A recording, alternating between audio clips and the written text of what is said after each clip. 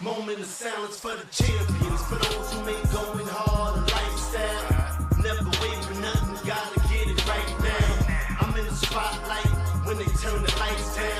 Only a champ swing the hardest in the 12th round. I love the fourth quarter, I love the ninth inning, I love game 7. Bring on the competition, cause in my heart can't nobody do it better. Can't slow me down, won't stop me never. I'm so Cassius Clay, I'm Tyson in the prime. What's up, everybody, and welcome back to the Pressure Podcast. We're Barry Bonds with Minds. It's Money Monday, motherfucker. Let's get it. Hell yeah! We're coming to you on a day where 3 quarterbacks are facing suspension in Week 11. What the fuck? Reason why is because there was a league-wide mandate. It was opposite day for quarterbacks in Week 11.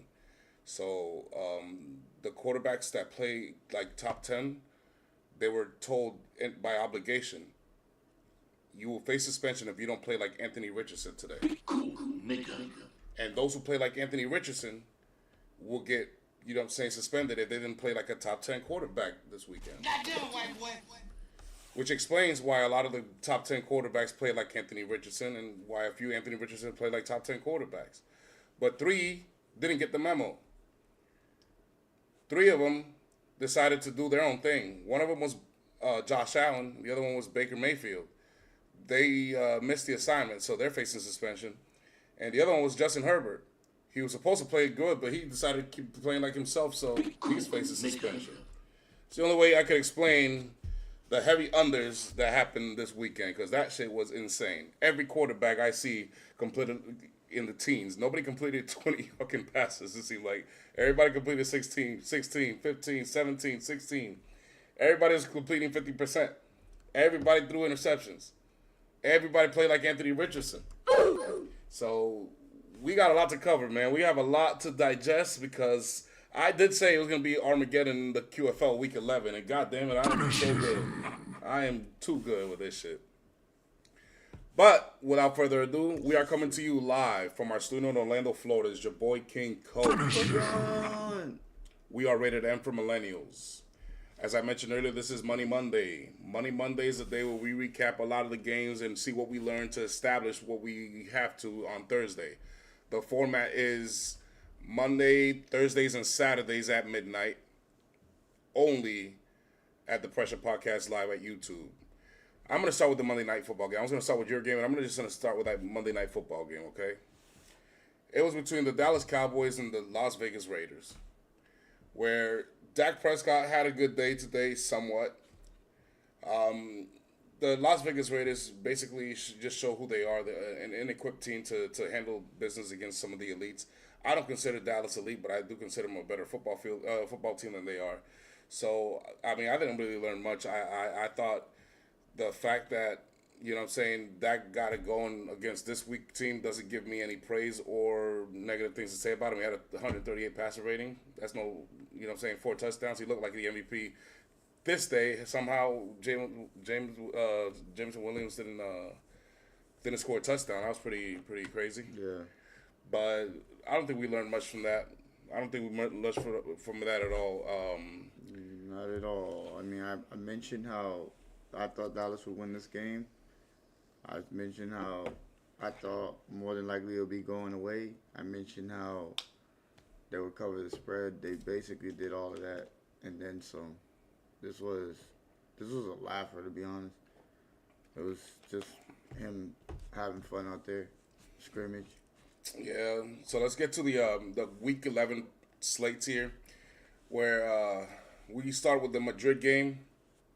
I had Washington actually pulling the upset. Miami's favored by 2.5 here in this weird home game for them. I actually almost covered. The Washington Redskins had a chance to win the game at the end of regulation. They didn't miss the field goal, went to overtime. Mariota threw a pick, and Miami really sealed it from there. They didn't really earn it. They just took what the offense gave them. I learned that Miami's head coach is padding his resume because I know he's not going to last past the season. But he looks like he's still a serviceable coach. They're still playing for him. They're still winning some games here and there. They're not going to make the playoffs, but you know what I'm saying? It's padding his resume. I think McDaniels might have a chance to get hired somewhere else, maybe even as an offensive coordinator. But that's all I really learned from this game. Mariota's still pretty much the same thing. What about you? I didn't really learn this, but I knew this coming in that they needed Jaden Daniels. Washington's not going anywhere without Jaden Daniels. They're not beating even some of the worst teams. Their defense, shout out to them. They actually did show up in this game, but it wasn't enough. Well, then we got the battle of the AFC North second seed between the Cincinnati Bengals and the Pittsburgh Steelers. What the fuck? Yeah, I say second seed because I believe my Ravens are going to catch up and overtake this this conference or this division. I learned here that that the new age of 40-year-old quarterbacks can't compare to Tom Brady no matter what they fucking say. Joe Flacco and Aaron Rodgers are past their prime. Not every 40-year-old quarterback is going to keep hanging on like Tom Brady can. I think Aaron Rodgers' best days are officially behind them, and we've been knowing this about Flacco. It's going to be interesting to see what's going on with Joe Flacco because he did hurt his wrist. He missed the second half of the game. So it's interesting to see what the Pittsburgh Steelers look like without their quarterback anymore. Cincinnati had a good golden chance in the second half. They were only down 8, but, you know, Jamar Chase got kicked out of the game, and he's now getting suspended. So I think that's what it's doing for the Cincinnati Bengals season. I think that's it for them. That's the final nail in the coffin. They're not going to make the playoffs or the wild card for that matter. Did you learn anything else from here? I learned that we need to get cutouts of every single player on Cincinnati defense, and yeah, we just need to. I think the cutouts might actually do a better job than what we see this team do. I just watched Darnell Washington basically manhandle that whole secondary on one play, and I was like, they're cooked. They're fried. Their defense is literally air, breathable air. They're non-existent. You literally could walk right through them. No tackling what to speak of, as you can see by the scores. This is going to be a never-ending process for them. I feel bad for Cincinnati Bengals fan who had Joe Burrow in mindset after last year, thinking that maybe with a healthy Joe Burrow, they started playing earlier in the preseason, so they were like, you know what? Let's get in rhythm. Let's start slowing slow in the regular season. How about we get off to a fast start? How about we get our engines going a little faster and let's play some preseason games? Because I remember they were playing deep into the third quarter in the first preseason game. I was like, what's going on with the Cincinnati Bengals and why aren't they benching these guys yet? Are they trying to get them injured? No, they're trying to get in rhythm. They were that desperate. They knew that defense was going to be a weakness. They knew they was going to have to score 40 points to win the damn game, 50 points, maybe even 50. So, yeah, I think I feel bad for Cincinnati Bengals fans who was hoping for a good season. And I thought when Joe Flacco got there, it might have saved the season, but it's just not good enough. That O-line is atrocious. Joe Flacco got hit so many times, bro, and I don't know how he does it. That's the only reason why he hasn't got hurt is because he's not made of glass like Joe Burrow. That's the thing. That's the indicator that tells you Joe Burrow's glass is because, yeah, you're not supposed to. You don't want your quarterbacks taking that many hits. I mean, 70 hits in any season is crazy. Imagine taking 90. I think Joe. The reason why he's so injury prone now is because he had a major injury. When you have major injuries like that, you don't never know how you're gonna bounce back. Some people do bounce back, but there's plenty that just their career fades. So yeah, but I don't think one major injury makes you glass. Because unless it's the same injury, then maybe. But if it's all different manners and forms, I think one was the ACL, obviously. Then he also wrist. had the knee as well. Then so the wrist. yeah, His throwing hand. yeah, it's like one after the other, and it's like and it keeps happening because eventually you'll start losing your athleticism as far as like your mobility. You're not gonna be able to move as well. So a lot of that, you not having a good offensive line that they haven't built for you, that doesn't help either. Because now you have to maneuver through that, and you can't because you don't have the skill set that you had when you first got drafted. No, I actually still think he does. The problem is that the more he keeps getting hurt, the more is going to be chipping off of him. That's the But problem. And then once he gets older as well, like I as soon said as it. he I starts told getting- him to ask for a trade before the season began. Don't you dare play under that O line ever again. Then we got the Sunshine versus Sunshine game where the league's cover athlete or today's cover athlete got just belt to ass, demolished, spanked, embarrassed, ashamed, and called out. And it wasn't the offense. It wasn't the offense. It wasn't the offensive line. It wasn't the defense. It wasn't the coaching. It literally was him. He's the problem. I learned that Herbert is now 0-3 versus Terrell Lawrence. That's what I learned. That shit is shocking. Yeah, I learned that today. I didn't know that he was 0-3 versus Terrell Lawrence and 0-3 versus the Jacksonville Jaguars. I'm not even sure Terrell Lawrence played every single one of those games. All I know is that I came into this game saying, yes, I think the Chargers should win because there's no way Terrell Lawrence is better than Justin Herbert. As a team, If I knew that Herbert was 0-2 versus Trevor Lawrence, maybe I wouldn't have said it so far. But I'm not saying that Trevor Lawrence is better than Justin Herbert, but I'm saying that Justin Herbert is not that much better than Trevor Lawrence. I used to believe that he was a league ahead of him, and he's not. And I'm not just saying that because of this one bad game. It's a trend going on. Justin Herbert is, they said Lamar Jackson was the most overrated quarterback in the league. I think it's Justin Herbert. Goddamn white boy. by a mile. By a big mile. Did you learn anything here? No, Herb is Herbin like he always does. He this is who he is. You'll get good Justin Herbert, and when you get good Justin Herbert, he's good enough to win you games. But he's not. You're not gonna sit there and he's not gonna sit there and dominate offensively. It's usually the reason why he's winning is because they're winning in all three phases of football. I don't think he has what it takes to be in that conversation of being a top 10 quarterback at all, because he's just so inconsistent as a passer. And I also think if this continues, it's just like, why would you want to continue to keep this guy on the field if this is all you're gonna get? Is Well, they make the playoffs maybe. they committed $40 million a year to him. That's why. That's one reason why. They committed to $40 million to him. They committed a new coach to him. They fired 2 coaches for him. And they've also committed a lot of expensive weapons for him. They even brought back Keenan Allen to make him And happy. you know what I really hate is the fact that, like, we'll sit here and say this, right? And then the next game he'll have a good game, and then they'll be like, "Oh, but you see how he like it's fool's gold. It's just fool's gold. I don't believe it. I believe this is who he is. He's gonna be an inconsistent quarterback. He's gonna have good games, and he's gonna have really good games, and he's gonna have really bad games. And his really bad games outweigh his really good games, and that's the problem." Yeah, I think he's just a Jameis Winston kind of guy. He's just a guy that he looks good. He looks like he has a good arm. He can't put up good numbers, but he's too inconsistent. He turns the ball over way too much. He turns the ball away from me. He's just become a Jameis Winston, except if he was blonde. That's just being nice. And last year, I don't even think he got 20 touchdowns. No. Here we got the New York Giants game here where Bronny Love went into New York and succeeded. Jackson Dart wasn't playing. It was Jameis Winston. And Jameis Winston, I said anytime INT, lock, guaranteed, happened. What'd you learn here? Green Bay's now 6-3-1, second in the... I didn't learn anything here because NFC I North. expected them to win this game, but I'm a little disappointed in Green Bay.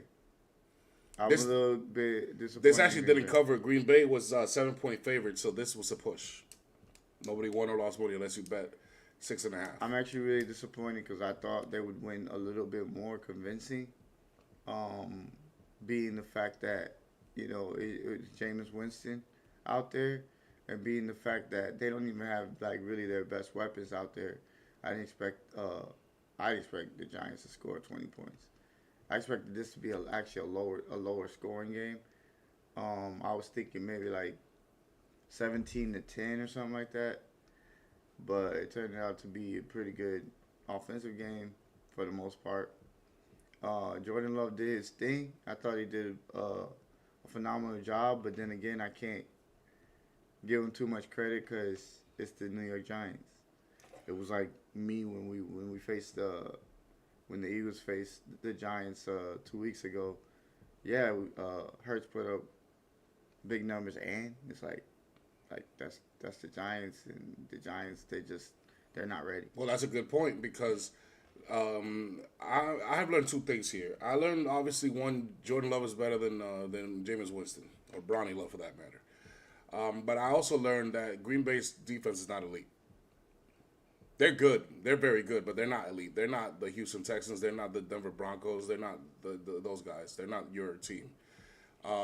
They're good, but more often than not, Jordan Love is going to have a good game for them to win. Their defense is not going to be there every single game like he thinks they. They're not that good. Like, had that been Dart, it's probably not, we're probably talking about a whole different game here. Well, then you got the Houston Tennessee game. I expect bet the under. You definitely got this one. That one on was, the money. to me, that one was easy. I did expect Houston to win. Houston was 6-point favorites. I said don't believe it because I don't know if Bills is that kind of guy. I said just bet the money line. 16-13.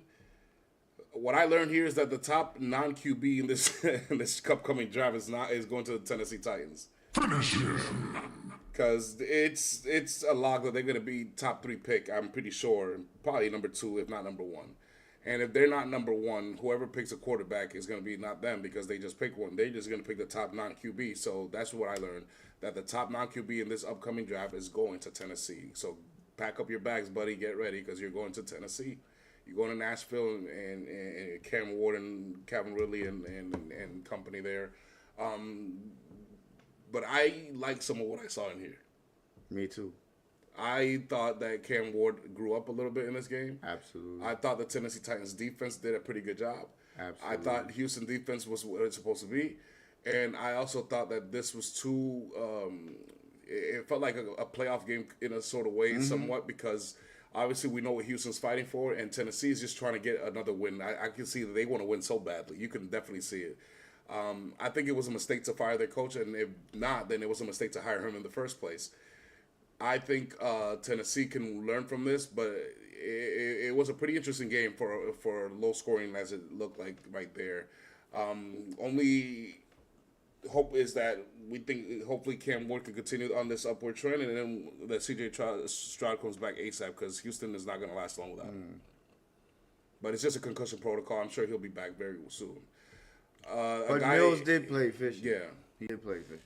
A guy who did come back from concussion protocol and balled out was Bryce Young. Bryce Young cooked in this game. Michael Penix did not finish. They both would look like we thought it was going to be a shootout. YN versus YN here. It was going to be a shootout. It was going to be one of those. The football gods didn't see it that way. Penix looks like he's going to be gone for the rest of the year, sadly so. But it also looks like the Panthers can now have a path to win the NFC South. That's what it looks like to me. Well, that's what I learned. Give me a hell yeah. I still think it's the Bucks to lose. But yeah, I mean, I was impressed. I can't lie and say I wasn't. I mean, he was making throws not only early, he did it all night. That's what I was waiting for. I was waiting for this type of Bryce Young where he could play from the beginning to the end just consistently. And on top of that, he gave you the Hershey's kiss by giving you the clutch plays towards the end of the game. So, A+, man. The guy was amazing. No. Don't get. Let's see. Do the No, I know. I'm not saying. I'm just saying A+ for the team. A+ for the team coming out there. And by the way, they were down by more than 10 points. So that's a gritty win on the road. Whether it be Michael Penix or Kirk, not my cousins. So this is an impressive win. That's why I say A+. But I'm looking forward to seeing what Bryce Young does for an encore. Carolina just lost to New Orleans not too long ago, didn't they? I believe so. In a game where we thought Bryce Young was going to play better and he didn't. I believe so. Rattler beat him. That's the game that's gonna decide whether you guys win or lose this division, Carolina. You should have won that game. This is why you have to win those divisional games early. Then we have more divisional fucking games here. Here you have the San Francisco 49ers with the return of Purdy, and he made it look Purdy. 41-22. This was pretty belt to ass, but somehow, some way, Arizona broke records. They broke the most completion record by a quarterback.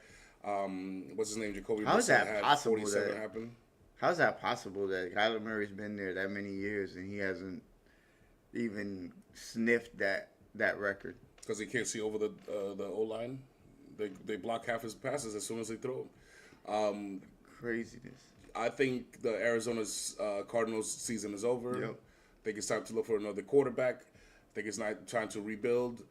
You've got some pieces at tight end and wide receiver. I think you should keep James Conner and build your way that way. Something tells me that they're going to sneak out with the best quarterback in this coming draft right now. Something tells me that they're going to come out with the 8th or 9th pick and pick the better quarterback, while the first pick is going to pick another Mitch Trubisky or something. Watch. Finish him. Then I got my Baltimore Ravens here. That the Ravens were in peril, and I goddamn called it. I knew it. This is one of those games where I thought that the Ravens were destined to lose. We should have lost this game. We did everything to lose this game, and somehow, some way, we eked out. Reason why is because Cleveland deployed 2 rookie quarterbacks that were not prepared for the hellacious defense that was on the way.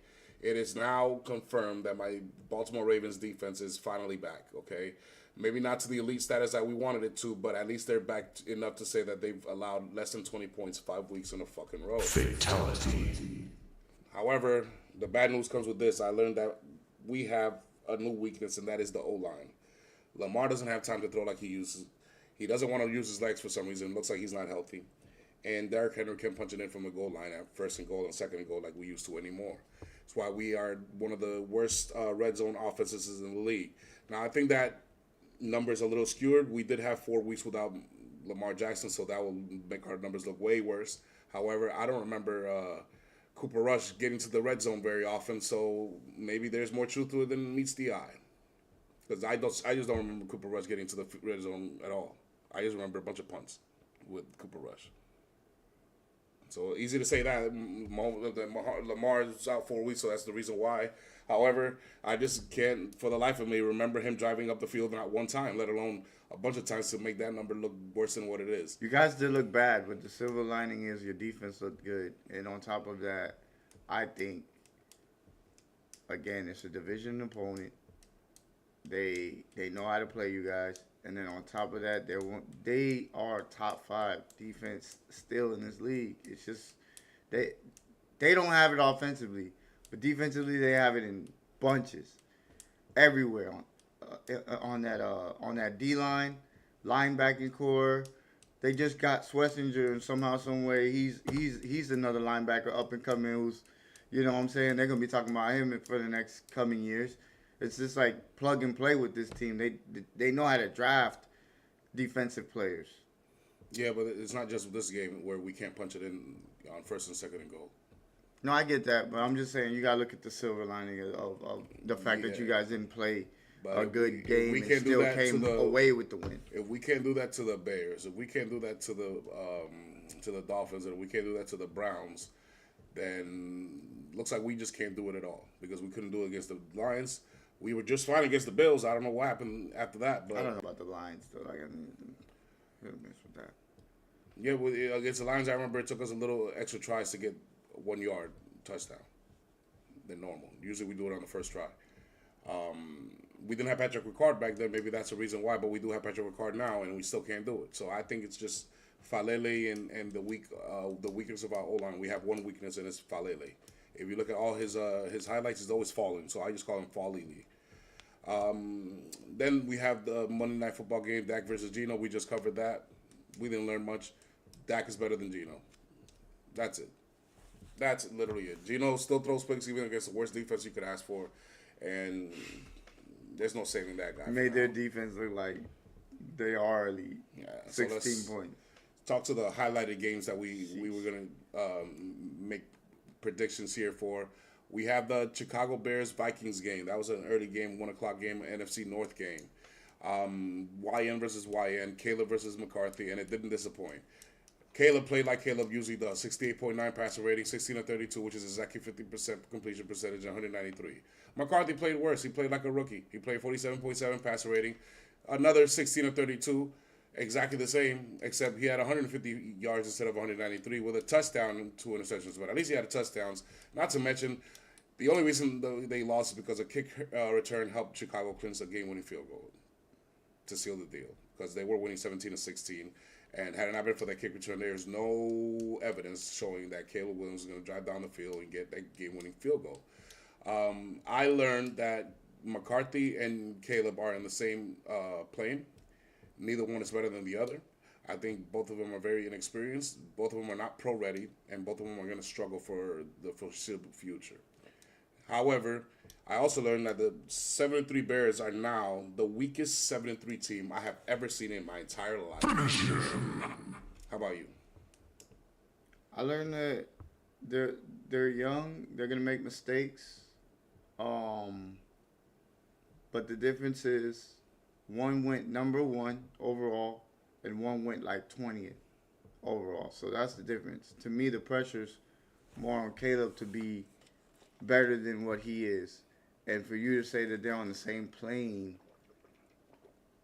that's kind of throwing me off, because it's like Caleb Williams is supposed to be better, but when I watch him play, he don't look better than J.J. McCarthy. And if we're being completely honest, the one who made the clutch plays was McCarthy, not Caleb Williams. Caleb Williams, again, like you said, got the benefit of a kick return going for 60 yards, so he didn't have to do much offensively, but just hand the ball to DeAndre Swift. You know how I say that the Packers are the most untrustworthy team in the NFC, and their AFC counterparts are the Chargers? Mm-hmm. Well, Caleb Williams is the luckiest quarterback in the NFC. His AFC counterpart is Trevor Lawrence. Because if you see the way they're both playing, they should not have the records that they're having. He's lucky that kick return helped him out. They'd be 6-4, and everybody's saying you lost to a player you outplayed. And just so that y'all know, I'm not hating. Just look at his stats. Look who got the touchdown, and look who hasn't didn't even sniff a touchdown. And 16 to 32, both of them were terrible throwing the ball. But at the same time, I watched one play where JJ went down the seam, and he had Jordan Addison. He threw that ball on a line, and it was perfect. And Jordan Addison just dropped the ball. That would have been a huge play, too. So, a lot of that, you know what I'm saying, was more luck for Caleb. Yeah. More luck. Just the luck, get luckier. All right. So then we have the big game here. This is the only game where scoring mattered. Tampa Bay Buccaneers 32, Buffalo Bills 44. Buffalo Bills cover the 5.5 point spread. Tampa Bay won time of possession. They won turnover. They won penalties. They should have won this game. The reason that they lost this game is, one, the Buccaneers are not as healthy, and number two, because Josh Allen is the MVP. He's better than Baker Mayfield to this point. Baker Mayfield didn't have as bad a game as it may seem. 16 of 28 for 173 yards, 2 touchdowns, and an interception.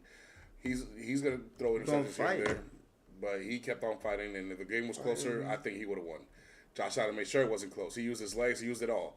19 of 30 for 317 yards, 6 touchdowns, and 2 interceptions. Now, those 2 interceptions came before the 6 touchdowns, so at one point I was just saying, this motherfucker's retarded. This man was throwing passes he normally doesn't throw. I don't understand what Josh was seeing or wasn't seeing. On the first drive, he fucking threw an interception. But I was like, at the fucking red zone. When you see the second interception, I was like, yo, you're retarded. No, not at the red zone, on his side of the field. Yeah, I'm like, yo, you're retarded. You're absolutely retarded. You didn't have to throw that. You could have just took the sack, but no, you decided to. I don't know. But then he cleaned up his act, and then he got 6 touchdowns after that, and now he has a 104.4 passer rate. He was. But I learned that Baker won't win MVP this season, sadly, but that's just the way it is. It's too late now. He ain't going to win MVP no more. I kind of wanted him to, but that's it. I learned that Josh Allen won't win it either. Nah. I learned that the Buccaneers defense is atrocious. And I learned that the Bucs won't go nowhere if they don't get Mike Evans or Godwin back in this lineup because they need veteran leadership. Just to help that core because these guys are young. These guys, they, you know what I'm saying, they might make the plays, but you don't want the mites in the playoffs. You want the people that you know are going to make the plays. And those guys that are hurt right now that they need, they know that those guys can make those plays. But something's got to be said. The fact that Buccaneers only had one reliable wide receiver at the helm, and they still managed to put up 32 points on the punk-ass Bills at home. I didn't learn anything about the Bills because I already knew the Bills was going to give up a lot of points because that's what they do. They're a bad team. And I mentioned Saturday. No, they're not a bad team. They're just a bad defense. Bad defense, my bad. So then I mentioned how if he turns the ball over, it'll convert to points. And that's exactly what happened. Not only did you turn the ball over, you couldn't even turn it over like during midfield. You turned it over on your side of the field. So it's like, come on, man. What are you expecting? You're gonna give up points regardless. But if you give them gifts like that, of course they're gonna score high. 32 points. I'm gonna give the Buccaneers offense an A minus. I'm gonna give the defense a F, and I'm gonna give Baker Mayfield a B. I say a B plus. Then I'll give the Buffalo Bills offense an A plus. I'll give the defense an F, and I'll give Josh Allen an A minus because of the boneheaded turnovers. I give the Bucks offense an A. I give their defense an F. I give Baker a B minus as well. I'm gonna with Josh Allen. I'm gonna give him an A plus. It's six touchdowns. Nah, two interceptions. You can't have A plus. I'm gonna give him A plus. Can't. Six touchdowns is. He said A. He just said A minus. That's incredible. He said pretend he said A minus, y'all. You can't get an A plus with 2 interceptions. He's just being nice. That's incredible. That's a really good game. Defense F, absolutely. Offense, I give it a B. We forgot to do the team grades for this one. For the Chicago Bears defense, I'll give them a C. For their offense, I'll give them an F. And Caleb gets an F. For the Vikings offense, I'll give him an F. For the defense, I'll give him a C. And for J.J. McCarthy, I'll give him an F as well. Even if he's very inexperienced, that was just horrible. I give one quarterback an F. I give the other quarterback a C because he got the job done. Even though it wasn't him that really got the job done. That's why. But he didn't make any, you know what I'm saying, boneheaded plays. He didn't turn the ball over. So I got to look at that too. Defense. You know how many points they got off of turnovers? Yeah, they got a few points off turnovers. No, they didn't. Who? The Bears. The Bears didn't get no. They never once drove down the field on none of those interceptions. Punts. That's why I give Caleb an F. He could even take advantage of extra possessions. Well, let me explain why. Because I already knew he was going to struggle against Minnesota anyways. I expected him to struggle against Minnesota because I actually think their defense is underrated. I don't think it's like top 10 or anything, but I think, it's good enough to bother Caleb Williams. On offense, I give them a B. I like the way they ran the ball. They were able to run the ball effectively. On defense, I give them a B as well. Two. They turned it into 2 interceptions. It don't matter. The defense got it done. Minnesota, I give the offense. I give it a C minus, and I give it the defense a C as well. It wasn't nothing. There was nothing there. Then we got the big dogs here. We have the Seahawks and the Rams. Supposed to big dogs. The Seahawks were 7-4 now. They dropped the game to the Rams. The Rams didn't cover. They were favored by 3. They only won by 2. Stafford had an okay day. 85.5 passer rating. 15 of 28. Was almost 50%. For a measly 130 yards and 2 touchdowns. Meanwhile, Sam Darnold had a worse day. He had 45.5 passer rating, 29 and 44 for 279 yards, 4 interceptions. Now, even despite all that, Seattle missed a game-winning field goal from 61 as time expired. This was pretty interesting. I learned 2 things here. I learned that Sam is still Sam, and I learned that the Rams are actually a little mid. They're just a little mid. I did not like what I saw from Matthew Stafford yesterday. Those 2 touchdowns came on a drive of 3 yards and what was the other one, 20-something? Because of interceptions. This man's offense never got past the 50-yard line. Now, I know the Seahawks are a good defense, but they're not elite. They are not. They're elite. They're not on Houston's level, on the Texans level, or like that. Their weakness is they can't get to the quarterback at will. They have to blitz to do it. They are great at coverage. I'll give you that. And they're great at bending and not breaking. Limiting. I'll give you that. Meanwhile, the Rams defense gets in your face a lot. And if they get there, that's their bread and butter. Because if they don't get there, that's where problems exist. However, I just think that this is one of those where, you know what? We got to wait for round 2 to get a clear picture. This is not enough of a game to say, hey, the Rams are better than the Seahawks. They were the home team. They ended up winning. Absolutely not. But, like I said, despite 4 interceptions, they only won because someone over there missed a further field goal. Maybe if it was closer, we would not be saying this. We would have a different discussion right now. But I am nervous if I'm the Rams because that's a few weeks now where I've seen Stafford against elites not look like Stafford against non-elites. And come playoff time, that's all you will be playing. So for the Rams to get to the Super Bowl, they would have to win out, or at least make sure that the road to the Super Bowl goes through Los Angeles and Hollywood. Because that defense that they faced yesterday, don't get me wrong, it's elite. But for you to not have anything in production after the first quarter is very unlike Sean McVay and Matthew Stafford. That is cause for concern. I don't care how good the defense of the Seattle Seahawks is. What'd you learn from here? Really, the Sammy D. I got to tone it down on Sammy D a little bit. I mean, it was just a bad night. I'm not gonna sit here and say because he had this game, this gives me scared. Like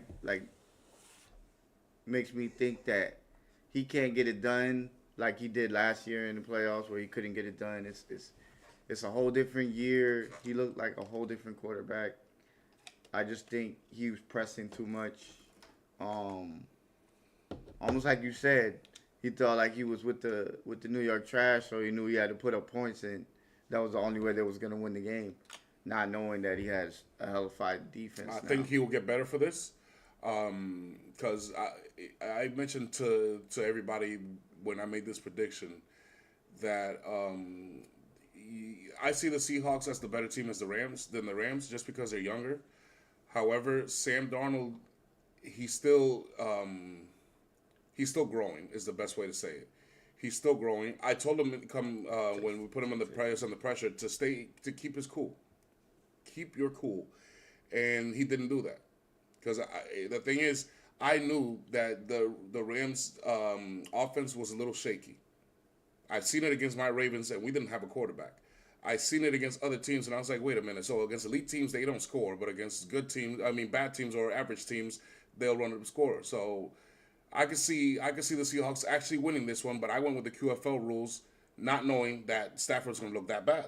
Now, if you were to ask me this again, the exact same location, I might go with Seattle, even though I know that Sam is still Sam. That's how much faith I lost in Stafford and McVay.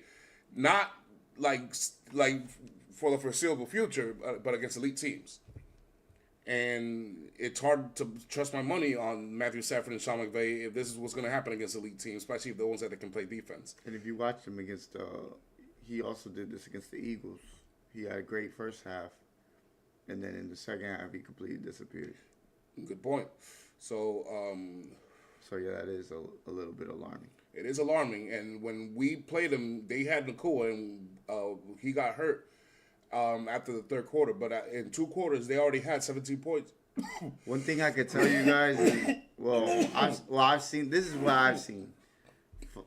Father time always gets you, and what I mean by that is when you get older, your nerves they come more. Like at the beginning of your career, you know what I'm saying. You might have ice in your veins, but when you get older, you start to worry a little bit more about what you're doing and how you're doing it and what you're trying to get to and all that stuff and the motor skills, they're just not the same.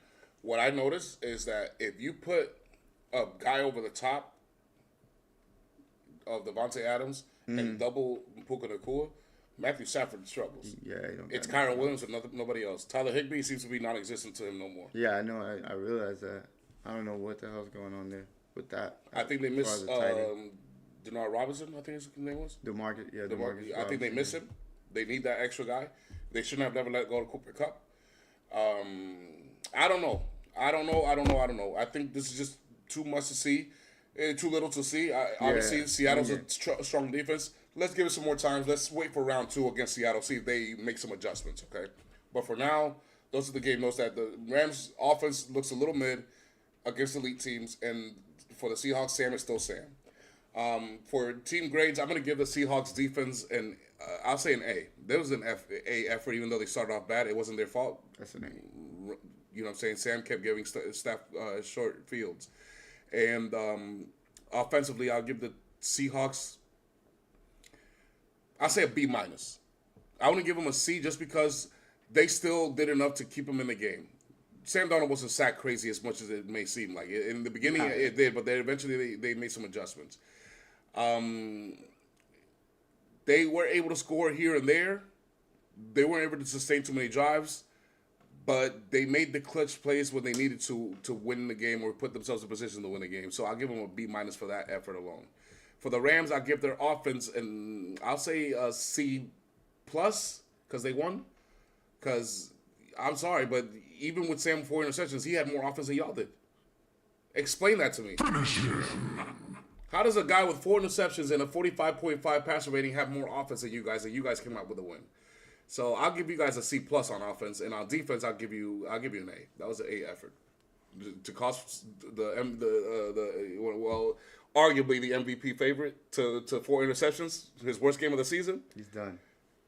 That cool. deserves a A grade to me, so I'll say A. And then for the quarterbacks, obviously Sam is going to get an F. And Matthew Stafford, in the first quarter, he gets an A. After that, he gets an F. So for a weighted average of a C+, as I give him his offense. Let's just round that down to... For a weighted average of a C+. There you go. All right, I got Sammy. I'm sorry. I know it's Sammy D, but I got to give you an F, bro. Sorry. That was bad. Defensively, an A. They were incredible, especially the fact that, like you said, 4 interceptions. The fact that they were able to limit what they did offensively with 4 interceptions that Sammy D threw. That was incredible. And offensively, just the fact that they were in the game, I give them a C+. I don't know what to give their offense. As far as their offense, I'll probably give it a C, because I agree with you. I think them not really getting anything going after those 2 touchdowns that's a little alarming, because it's not been the first week that we've seen it. Defensively, I'm gonna give them an A+. 4 interceptions you created. Either way, it don't matter. You came out with those 4 interceptions. That's what's up. And then Stafford, I'm going to give him a C-. I think, he did have the 2 touchdowns, but again, I repeat myself. The second half, you got to do a little bit more than that. Yeah, I think the Seahawks have the defense that my Ravens have, except now, where we can get pressure, but only when we blitz. We're good at coverage now, We're good at getting putting pressure, and we're good at stopping the run. But we have to blitz to put pressure on, and I don't like that. And I don't like that about the Seahawks. However, just like my Ravens, it is possible that the Seahawks defense is only still getting better. Oh yeah, it's definitely getting better. It is very possible that they're still only getting better. It's a young defense. And it is very possible that they just have the best of the Rams today. And the next time the Rams play them could be belt to ass. So it's very possible. That's why I'm saying right now it's too small of a sample size. But so far, what we learned from here, that's what I got to go by. It don't matter. They get to play again, so it don't matter. They will play again. That's going to be popcorn. A game that was somewhat supposed to be popcorn and ended up kind of being somewhat kind of popcorn is the Kansas City Chiefs, where America went ham on this one. Mahomes and the Kansas City Chiefs went into Denver, the Mile High, 3.5-point favorites, and they lost by 3. Kansas City is now 0-5 in one-score games in 2020. I never thought I'd say the day. Mahomes, 79.5 passer rating, not himself, 29 of 45, 276 yards, a touchdown and an interception, an ugly interception, another red zone interception. He leads the league, just so you know. Fatality. And then Bo Nix, who she outplayed him, 89.4 passer rating, 24-37 for 295 yards. Coming into this game, you and I both said, I said out loud, I have seen no evidence to support that Bo Nix is going to put up a fight against the Kansas City Chiefs. When I put him in the pressure chamber, I told him to start fast. If you want to win this game, you got to put up points quick and very, very early because you know what's coming for you in Kansas City. He didn't do that. He started off slow. Matter of fact, he started off 3 and out. But the funny thing is, Mahomes started 3 and out. Then they got a field goal. And then Mahomes got a field goal. And we're like, okay, it's going to be one of those games. Okay. Let's hope there's not a blocked field goal at the game for the Denver Broncos, right? And it didn't happen. What you learned from here, bro? I learned, like what you said last week, that the Mahomes, him throwing 40 touchdowns, that's just dead. It's not the same. This is not the same Mahomes we used to see having fun out there. And I get it, you know what I'm saying? Like you said, Tyreek Hill, he's a different type of sandwich. And so, Travis Kelce in his prime. You got someone uncoverable in the middle who, I mean, and I don't mean uncoverable like he's fast. The man just looks for gaps in the zones or in the defenses, and he has secure hands. And then, not to mention, he's hard to tackle. So you have that working down in the middle and low. Not to mention, you got to put someone up over the top. And even when you do that, with Mahomes' arm, you still find it where he gets behind you. And have you seen, I know you've seen Space Jam. Remember that ball that everybody touched, trying to get their talent back? Well, somebody snatched it from the Kansas City Chiefs. No, I don't think so. The aura on that team is not the same. Well, of course not. They don't get the benefit of the calls anymore that they were getting. That's really us. I'm gonna be real with you. And I don't know what to think about the future, but it doesn't look good. I'm not gonna lie, it doesn't look good. They're 5-5. They pretty much kind of have to win out here to even be in that conversation of trying to get to the number 2 seed or first seed, whatever the hell. But I just don't see it happening. I thought this team would be playing better with the weapons they just got back in Rashee Rice. I think we all did. And Xavier Worthy. I'm a little shocked, honestly. And I'm really shocked that I'm looking at this and the only thing I keep seeing is that QB rating that says 89.4 compared to 79.5. And if you went like this and you didn't have none of this shit right here, you would think that Mahomes would have the 89.5. Just the way we think. That's what I would think. Well, the Chiefs have nobody to bait for themselves. They have plenty of opportunities, but apparently the Denver Broncos defense is just too good. No, their defense is good. It's just too much of a sample size now. That's just elite too. I learned that the Kansas City Chiefs will not be winning the AFC West. It's a long shot. I seriously doubt it. They're strictly a wild card team now. I think they know it. I think the league knows it, and I think everyone's starting to realize that this team is bleeding. When you smell blood in the water, shark attack, and the others run away.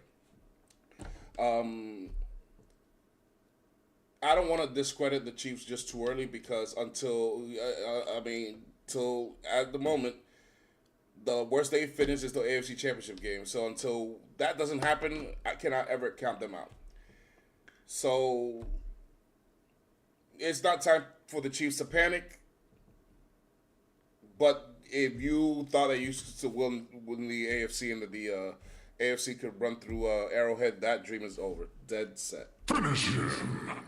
All right. So the one thing I was gonna say is Knicks. What do you think this does for his confidence now that he was kind of struggling in between, and then in this game he was kind of like, you know what I'm saying, at least consistent in the fact that he didn't turn the ball over. Nothing because I already saw this coming before the game. I just didn't say it because I have no evidence to show why he would. But imagine the fact that that there's a guy in your conference that you have to beat to get to the Super Bowl. Imagine that you face him 2 times so you get practice on him. And imagine that he's the example, he's the measuring stick. Yeah. Even if they're not the champions, because they're 3-time champions, recent champions, they're gonna get everybody's best shot, especially Bo Nix. Absolutely. And that's what happened here. That's all to me that's happened here until proven otherwise. That's all I can trust. Gotcha. That's as much respect for Nix that I have.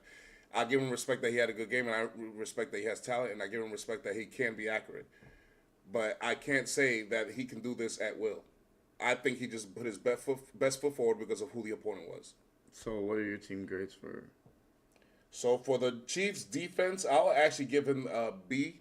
I'll give them a B. It was a solid performance, but I just thought that they just couldn't get Bo Nix off the field when they wanted to anymore.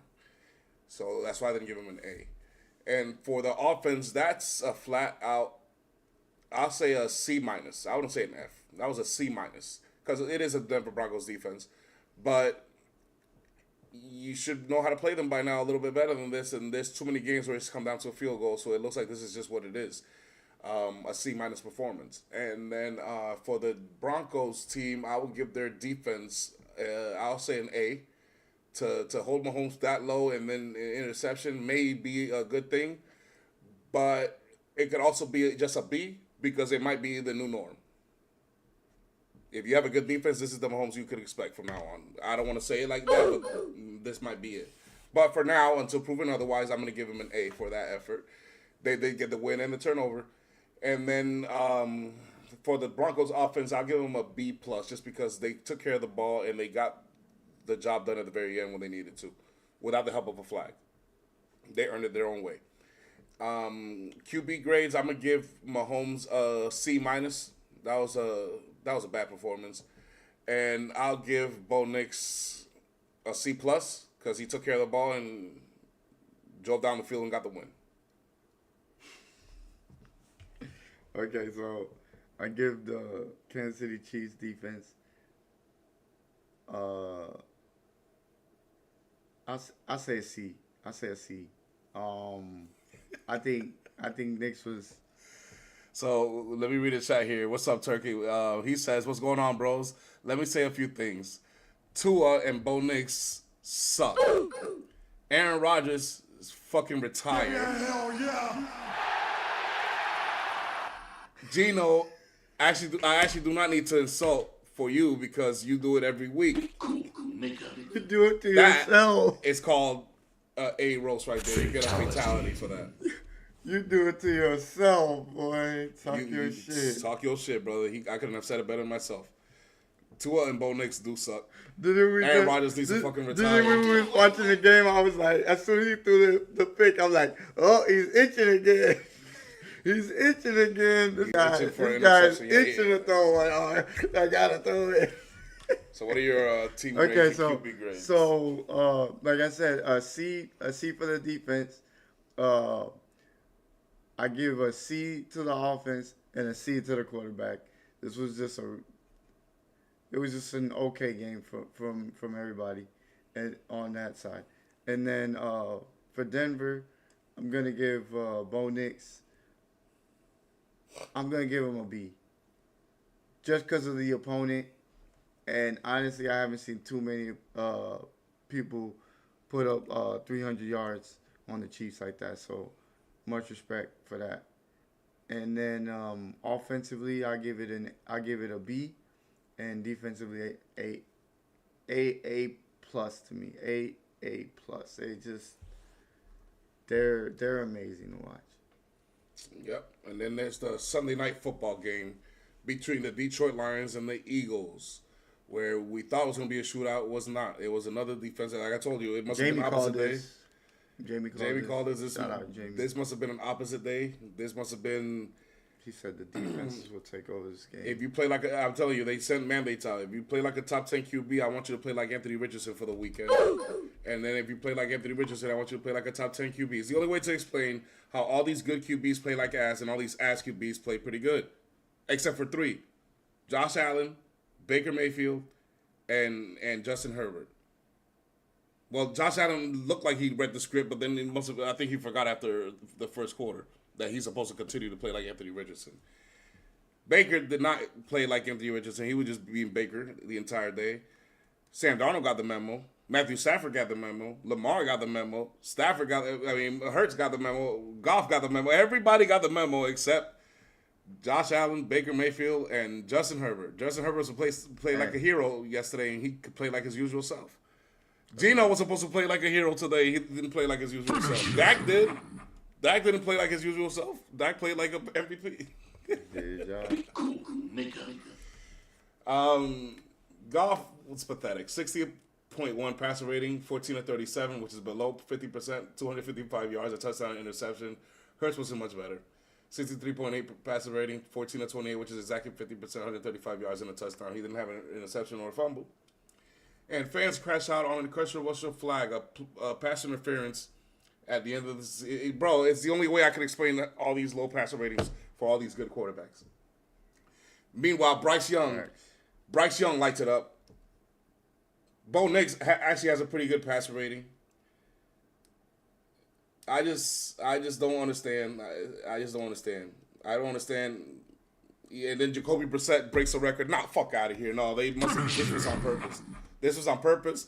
And then Herbert and Josh Allen and Baker should get suspended for not following protocol. What are your game notes from here? What do you learn, bro? I learned that most teams that play us have B and C games. They don't ever bring their A game to us. No, bro, I'm telling you. They were told to play like Anthony Richardson this weekend. Bro, I promise you. Okay? I'm telling you, everybody says this. I'm starting to hear this every time. It's like they're like, oh, if we go up against the Eagles, we'll smack them. They ain't doing that against us. And then as soon as they go up against us, they flop. They have a B or a C game, and everybody's like, what the fuck happened? I don't know how to explain it. I cannot explain this, but the Eagles just win, man. They just win. I can't explain it. It doesn't look pretty. I'm not gonna sit here and sugarcoat it, but they just win. They find ways to win. They make it gritty. They can go and score 40, 50 points if they have to. I don't know how they do it, but I just go back to them being a Swiss Army knife. They just find ways to win ball games. And when you have something like that, it's special. It's not one of those things where we've even seen it before, because they've even mentioned how we're one of the worst teams on 3 and out. We are the worst team in the NFL in 3 and outs. We do it all the time. Yet we're still 8-2. So I can't explain it anymore. I can't explain it. It's our aura. I swear, the defense is our identity at this point this year. That's what I learned. My game notes is that Philadelphia now has a top 5 defense again. Let's start with the fans crashing out of this controversial flag just to get this out of the way.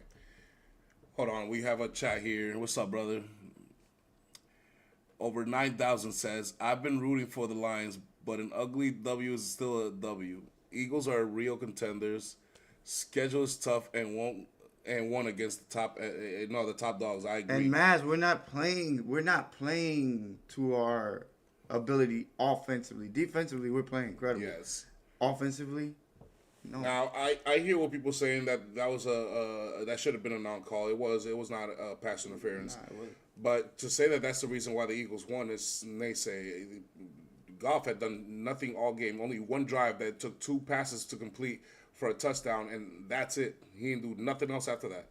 And for everyone to say that, hey, that flag was the reason why the Eagles lost, it would have been nice to have. It would have been nice to see what it would have looked like had that flag not, been called. Obviously. But to sit there and say with no evidence throughout the entire game that Goff was just going to drive up the field and score is asinine, and it needs to stop. Because this was a gritty win, an ugly win like the gentleman just said. The Eagles earned this one the hard way. Not all of them are going to look pretty. My Ravens won ugly this week, so I'm no one to talk. But honestly, who in the NFL can say that they won pretty except the Jacksonville Jaguars, to be honest with you? Nobody won pretty. Nobody. Not even the Pittsburgh Steelers won pretty, and they blew the fuck out of the fucking Cincinnati Bengals. But you can't tell me Green Bay is happy with their win. You can't tell me Houston's happy with their win. I know Carolina's happy with their win, but you can't tell me they didn't think they were going to lose that game because you said they were down 10. San Francisco maybe, but they're not happy that this guy broke a record on them. I'm sure of that. Good point. Seattle and Los Angeles ain't happy with neither one of the results. I'm sure Kansas City and Denver ain't happy with all the results. Denver will take it, but he ain't happy. So who won pretty this week other than, obviously, Jacksonville? Jacksonville's the only one that can actually say, they kicked asses this week. By the way, I wanted to say the thing with Dan Campbell that everybody keeps bringing up about, they should have took points. You say that in hindsight because we mentioned how 2 weeks ago Jaden Daniels got hurt because they kept him in the game because they felt like they still had a chance to win the game. And we said, why they didn't take him out? We say that in hindsight because, and I agree with you, we say that in hindsight because Jaden Daniels got hurt. Had Jaden Daniels not got hurt, they would be humming another tune. And then on top of that, I feel like with Jaden Daniels, if they would have sat him, people would have complained, so you're just going to give up and wave the white flag. So in hindsight, that we can all say Dan Campbell didn't make that, you know what I'm saying? He could have took 3. But had he converted those plays, we wouldn't be saying that. We'd be like, he's a genius, or, oh man, he's really aggressive, and I love that about him. And if you love that about him, then let him continue to be like that. I'm never gonna don't question him about that. I'm never gonna condemn a coach for going off script if he's always off script in the first place. That's who he is. It's when a coach is going by the script and then he decides to go off script and be cute that we crucify him for Nick it. Sirianni did that. But if going off script is your MO, if that's your DNA, don't change it. Just do you. There's nothing wrong with what Dan Campbell did. He was just doing the best he could to try to win and give his team some momentum and rhythm going, because that's what you need to get into in the Super Bowl. To get into the playoffs, you need to win a bunch of games. To get into the Super Bowl, you need to find your groove at the right moment and continue that stride until the end of the season. That's how you win. And that's what he's trying to do, because it's week 11 of the QFL season. It's only 2 more months, and playoffs is here. The cell games are here. So we got to tighten up all over the place. One thing I don't like about the Eagles, though, is that I don't know why, but you're not running the football as you should. I don't know what is with your offensive coordinator, but you're supposed to feature Saquon Barkley. I don't know if you're saving it for the long run. He had 25 carries, but my thing is, it's the timing. It's not so much that they're not running the ball. It's the timing of when they want to go to the pass, and then it puts us behind the marker. Like we're not going forward, running the ball when we're like, let's say second and 4. That's a good time to run the ball. You just had a successful run, you know what I'm saying, on first down for 6 yards. You would think you go back to that well. And then let's say he gets stopped there, it's 4 instead of you trying to do a screen pass, going backwards, and somebody tackling you. Now you're behind the mark at like second and 8 or second and 9. That's the problem to me. We're going backwards. I feel like our offense always going backwards. Yeah, but that's play calling, not timing. If you would have just had a better play calling, he wouldn't have lost yardage on that pass. Well, the timing of the play call is what I'm saying. Like Okay. the timing of the play call is wrong. It's kind of like I get where you're trying to like confuse the defense, but it's like, bro, if you just got 6 yards on a run, why not go back to that well right away? That's what I'm saying. Yeah, that's the saving grace. He's right on point. The Eagles have a much easier schedule following this game. I think Oh yeah, absolutely. No, they'll find. I'm not saying they won't find it. I'm just saying right now they haven't found what works, what's working, what can work. I think your offensive coordinator just needs to go back to the drawing board. I think A.J. Brown needs to shut the fuck up. And I think That's not gonna happen. and I That's think the problem. That's not gonna happen. But I'm at this point. I'm like, get rid. I don't care. Like if you want to get rid of him, I don't care. I really don't. I think you can go and get another wide receiver, and Devontae could be your 1, and you can have a 2. I really like think at this you guys- point. I'm not. I think you guys should I'm increase. cool off AJ. Should hit the increase on the touch push. You've hit the decrease this year. I need you to increase those numbers. Fuck what the league says. And also, No, but we have. That's the problem. We have injuries on the offensive line. I know. That major, not like, you know what I'm saying. I'm talking about Lane Johnson and Cam Jurgens. Now we got to bring in Brett Toth, who hasn't. I'm sorry, I'm not trying to call him out, but he just hasn't been good.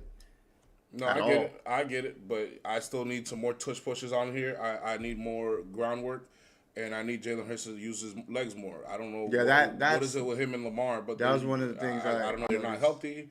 I don't know if there's something going on, but they just not using the legs as they normally do. It's not so much that they're not running because like when they're in the pocket and there's nothing open, then they'll run. But we're talking about like you're talking about like design runs, right? No, I'm talking about everything. I'm talking about if you go through your progressions and nothing's open, use your legs. But these guys are not doing that. When nothing's open, they'll use their legs to get to the side and The buy side, some more time. and then throw the and ball then out of there's bounds. still nothing more open. No, if there's nothing open in the first 5 progressions, just run and go. Don't try to extend the play. Just run. You're better with your legs than doing that shit off script, hoping that somebody gets open down the field. Fuck that. All right, there are teams out here with too good of defensive units for you to have the nerve to try to extend the play to see if any of your crappy ass receivers can get open, especially A.J. Brown. Fuck him. All right, I'm not trying to say they're crappy. I'm just saying Nah, talk your shit. they ain't Justin Jefferson. You know what I'm saying? That's all I'm saying. They ain't those guys. All right. Talk your shit. Zay Flowers, I love him, but he ain't. You know what I'm saying? All right. I don't want to disrespect them. think we already did. Fuck them. I still piss me off. It was Hey, I don't blame you, man. That's how I feel. 1-5. We were voted the number 1 roster in the season. We were Vegas' favorite to make the Super Bowl. This is embarrassing. This should be shady as hell. What if I? The fuck? The fuck? All right. So let's get to the money player of the week. All right. So for those who don't know, Monday, Thursdays, and Saturdays we're here at midnight. Mondays we recap what we see in the weekend and see what we learned. On Thursday we establish what we learned and give you the power rankings, the top 10 QBs, the top 10 non-QBs. We'll give you the team tiers and the QB tiers, and then also the NBA tiers and power rankings as well. And then on Saturdays, using what we established, is how we make our predictions. So today, we also do 2 things: Money Player of the Week and Bum of the Week, okay? He's owner of the Money Player of the Week, so get to it, bro. Who is it? Give me a hell yeah. Bryce motherfucking Young. I gotta call him out. I think that was an easy one. 68.9 completion percentage, 448 yards, 3 tutties, not to mention a crucial one down the stretch to give them a chance to go to overtime. Look at the QBR. His QBR hovers around 47, and this week he said, "Fuck that, we gonna flip it." Yep. Shout out to bro. He broke Cam Newton's record for most passing yards by Panthers quarterback, which So I don't like. can't I wait. don't like that. Can't wait for the encore, sir. I don't want to see Bryce Young's Continue that shit. name over Cam Newton in anything at this moment right now. Nah, he really was like diming shit up. Like it was incredible. You got another money player of the week here. Who is Give me a this? hell yeah. Nikola Jokic, man. The MVP, in my opinion. He's just. Remember I said the Eagles, the Swiss Army knife. That's what he is. He is a guy he just rebounds the ball extremely well. He's the best big who can pass in the NBA, and it ain't even close. And he can score with anybody. And not only does he scores early, he scores often. He has floaters. He can shoot the three. He's got the mid range. There's not anything that this man can't do on a basketball court. But the thing that impresses me the most is he looks like he's not even putting in the effort while he's doing it. Yep. That's He my. just looks like he's just like That's out my there fantasy just- player. I got him on just- fantasy basketball. Just at LA Fitness, just backing people Going down, through the taking his motion. time, and just. Just going through the motion. He wakes up and does this. All right. I'm the owner of the Bum of the Week award. And it is no other than our cover athlete, Justin Herbert. I call him Justin Herpes. This man is officially now a Bum of the Week award winner. This is the reason why. Because time and time again, against inferior opponents, this guy gets a shellacking. Are you aware that this man is now 1-13 in games decided by 3 points or fewer? So he's zero clutch. And not to mention, he's gotten 2 close fired, a completely new offensive line, a completely new receiver core, and a brand new running back core, and he still can't get the job done. This white boy here, I wanted to like him. Denali, you were right. I was right. Everybody was right. This guy was a fraud. He ain't better than Lamar. He ain't better than Jalen Hurts. He ain't better than nobody. All right? I thought he was better than Trevor Lawrence until I found out that now he's 0-3 against Trevor fucking Lawrence. So he goes into the shelter. Everybody knows that when you win the Bum of the Week award, you go into the shelter. In the shelter, you'll find Brain Dead Tua. He's been there because he's literally one of the most brain dead quarterbacks I've ever seen, and he continues to look like that. I put the Cincinnati Bengals in there because for the third time in his career, they lost Joe Burrow for the rest of the season. Then I also put Russell Wilson in there. Russell Wilson because he got benched for Jackson Dart. You know what it is. After Wilson, I put the New York Trash there. The New York Trash because they started 0-4 or whatever, and they looked like there was no win in sight. You know what I'm saying? No signs of life on that fucking playing on Sundays. Then I put another New Yorker. It was 3 New Yorks in the back. It was the Giants, it was the New York Trash, and then New York Aaron Boone. Because Aaron Boone inherited a 95-win Yankee team with a $200+ million roster, and he's done shit with it since. Bryce Young was there because he got benched, even though he had a good day today. Then you got Trevor Terrell Lawrence. I put him there because he is the luckiest quarterback I have ever seen. If you look at his numbers and look at his counterparts, they all have a sub-500 record except him. Then you look at Caleb Williams. He's the other lucky guy. He's literally Trevor Lawrence in the NFC. He plays like ass, and if you look at his QB ratings compared to everybody else, they're also below 500 except him. Then you have Geno Smith and the Cowboys. The Cowboys are there because the Cowboys lost me $400 fucking dollars. Fuck them. And then Geno Smith is there because he decides to not finish the game without throwing an interception for some reason. And now you got to have Justin Herbert in there because Justin Herbert is a fraud. We thought he was a franchise quarterback. He gets paid like a franchise quarterback. He now has franchise quarterback head coach, and he still can't get the job done. He's inferior to his opponents. And if you are 0-3 against somebody that's in this list, you are supposed to be on this list. So congratulations, Justin Herbert. Great point. You are Week 11's Bum of the Week award winner. Gotta love the shelter. But the thing is, man, I need to make a bigger one because this ain't gonna last a few more weeks. I only got enough space for, I don't know, A.J. Brown, 3 bums. Falili, And you said Jordan Addison dropped passes for J.J. McCarthy? Nah, we ain't gonna do Jordan. I will fucking do it if he loses to Cable Williams. It's too early. It's too early. Make me do that. I'll do it. All right, y'all. We're going to close it out here before we start lagging. Oh, bro, trust me. I'll never do that ever again. The problem is that the week before that, I hit a crazy parlay. I turned 25 to 1,200 thanks to the Cowboys. So I'm like, you know what? I'm going to put the same 3 bets. And it almost hit. But you know who didn't? Dak. Dak had 3 fucking possessions in the first quarter, and he didn't even get 30 yards passing. That's all I needed from him. He got 26. Fuck Dak Prescott, man. Fuck Dak Prescott. And then today, I only put a light 15, hoping Dak would get 30 passing yards. He did. Hoping, you know what I'm saying, Williams got 10 rushing yards in the first quarter. He did. Not CD, though.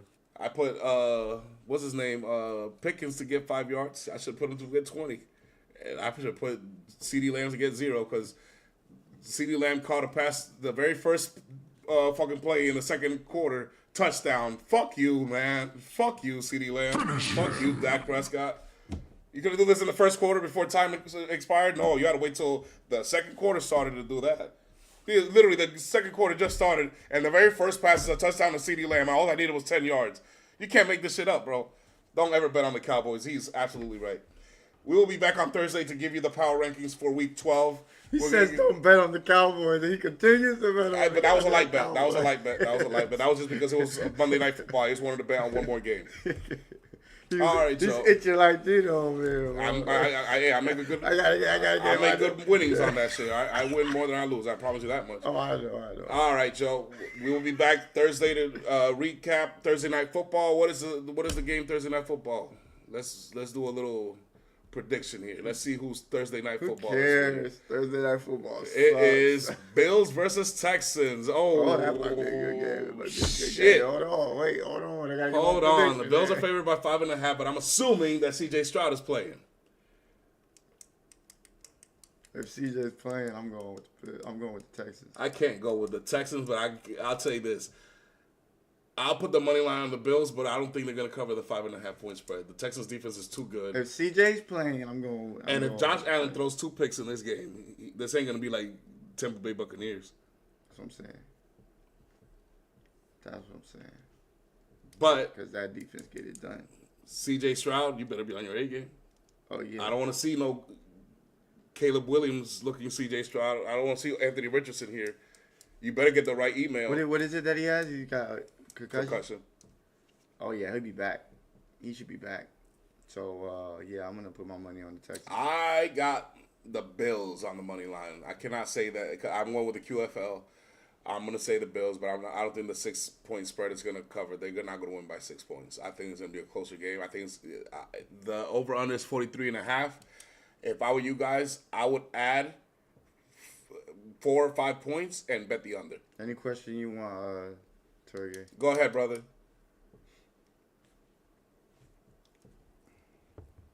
I would say bet the under at 47. Bet the under on 47.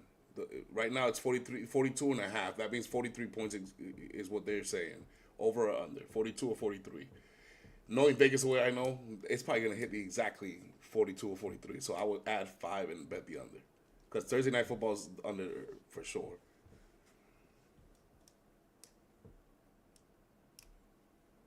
No, Bills defense will no-show. We know that much. They will no-show.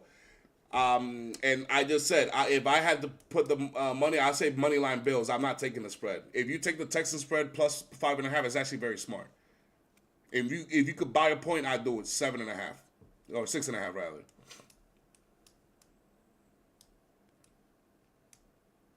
Who's BTJ? Brian Thomas Jr. Who are the Jacksonville Jaguars playing? Turgay, you guys should be. Oh, the Jaguars are playing the Cardinals. I would play BTJ. Cortland Sutton. BTJ ain't done nothing all year, and Trevor Lawrence is their quarterback. Well, what other options do you have? He has Metcalf. Yeah. Who they play? Who the Steelers play? I think BTJ is the only one that's a concern. The Steelers are playing the Bears. I would definitely play Metcalf. Actually, but who's going to be the quarterback for the Steelers? Damn, yeah, that's true. yeah, you should be a little worried, brother. Maybe Sutton. I would start Sutton. Definitely start Sutton. Who are the fucking Broncos playing? I don't see the Broncos here. Oh, they're on a bye. They're on a bye week. Oh, yeah, they are on a bye week. Yeah, never mind. Damn. Bro. Broncos are on a bye week, so You might got as well the put it on. you got the perfect storm over there. Let's look at the games ahead of time. So we see Colts Chiefs. Interesting. Probably play Brian Thomas then. Giants Lions.